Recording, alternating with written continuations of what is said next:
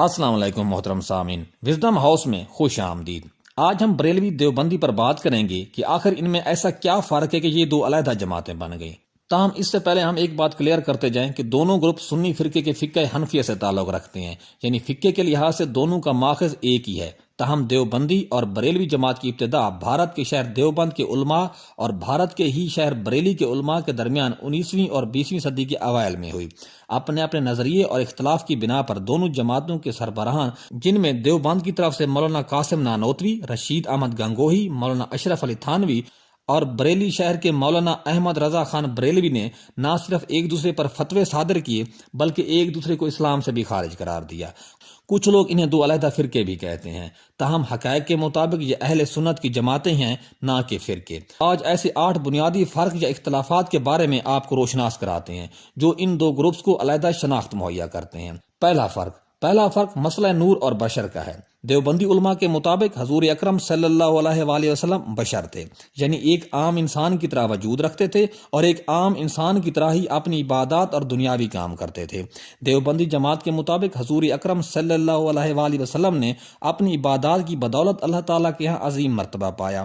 دوسری طرف علماء بریلی جماعت خاص طور پر اعلیٰ حضرت امام احمد رضا خان بریلوی کے مطابق حضور اکرم صلی اللہ علیہ وآلہ وسلم اللہ رب العزت کا نور ہے اور وہ عام انسانوں سے بالا تر ہے، انہیں عام انسانوں کے برابر شمار کرنا توہین ہے۔ دوسرا اختلاف دیوبندی اور بریلوی علماء کے درمیان دوسرا بڑا اختلاف نبی اکرم صلی اللہ علیہ وآلہ وسلم کی بعد از وصال کی زندگی کے متعلق ہے۔ بریلوی علماء کے نظریے کے مطابق نبی اکرم صلی اللہ علیہ وآلہ وسلم وصال کے بعد اپنی قبر مبارک میں زندہ ہیں، اور جب آقا صلی اللہ علیہ وآلہ وسلم کے غلام انہیں پکارتے ہیں تو آپ صلی اللہ علیہ وآلہ وسلم اپنے چاہنے والوں کی بات سنتے ہیں۔ آقا صلی اللہ علیہ وآلہ وسلم کے نام پر جو محفلیں منعقد ہوتی ہیں، آقا صلی اللہ علیہ وآلہ وسلم ان میں بھی تشریف لاتے ہیں۔ اس کے ساتھ بریلوی عقیدہ یہ بھی ہے کہ آپ صلی اللہ علیہ وآلہ وسلم ایک وقت میں بہت ساری جگہوں یعنی قصبوں، شہروں اور ملکوں میں بھی موجود ہوتے ہیں۔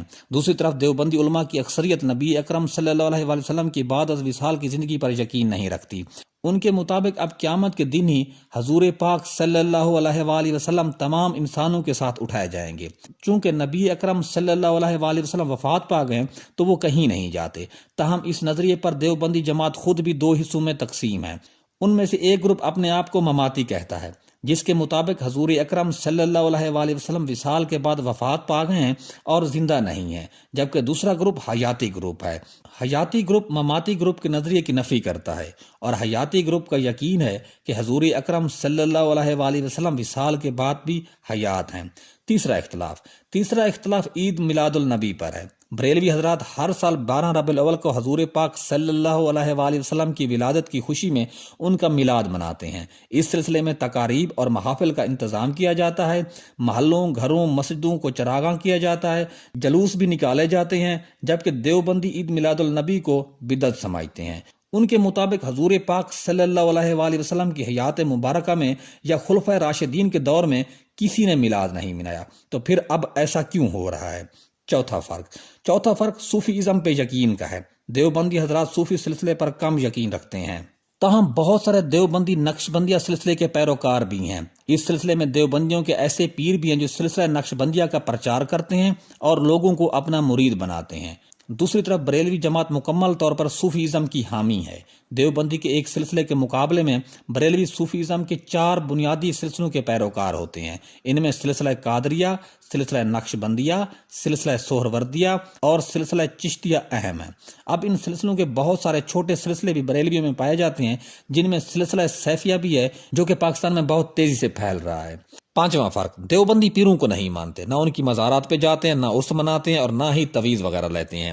ان کے مطابق مسلمان کو جو چیز مانگنی چاہیے اللہ سے مانگنی چاہیے، جبکہ بریلوی پیری مریدی پہ بہت اعتقاد رکھتے ہیں۔ وہ پیروں کی وفات کے بعد ان کا مزارات بنواتے ہیں، مزارات پہ حاضری دیتے ہیں، اپنے پیروں کا عرس مناتے ہیں، اپنی مشکل حل کروانے کے لیے ان سے تعویذ بھی لیتے ہیں۔ بریلوی عقیدے کے مطابق سچا مومن پیر کبھی فوت نہیں ہوتا، وہ صرف ظاہری طور پہ دنیا سے پردہ کرتا ہے اور قبر میں بھی زندہ ہوتا ہے، اور اس کے ساتھ ساتھ وہ اپنے مریدان کی محفلوں میں بھی آ کر بیٹھتا ہے، ان کی فریاد سنتا ہے اور عالم غیب سے ہی ان کی داد رسی اور رہنمائی کرتا ہے، جبکہ اس کا مرید اسے دیکھ نہیں سکتا۔ اس سلسلے میں کچھ مریدان اپنے پیروں کی قبر کو ادب سے جھک کر چومتے بھی ہیں۔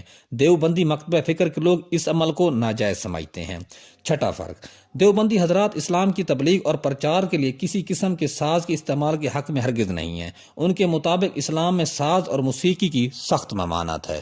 دوسری طرف بریلوی مکتبہ فکر میں قوالی کا استعمال ہے۔ قوالی ایک ایسا عمل ہے جس میں معرفت کی بات گائی جاتی ہے اور ساتھ موسیقی کے آلات کا استعمال کیا جاتا ہے۔ تاہم یہاں پہ ایک بات نوٹ کرنے والی ہے کہ بریلوی مکتبہ فکر میں سلسلہ چشتیہ میں ہی قوالی سنی جاتی ہے، جبکہ باقی سلسلے قوالی کے موضوع پر خاموش ہیں۔ ساتواں فرق، دیوبندی حضرات کسی فوت شدہ فرد کی نماز جنازہ پڑھنے کے بعد دعا نہیں مانگتے۔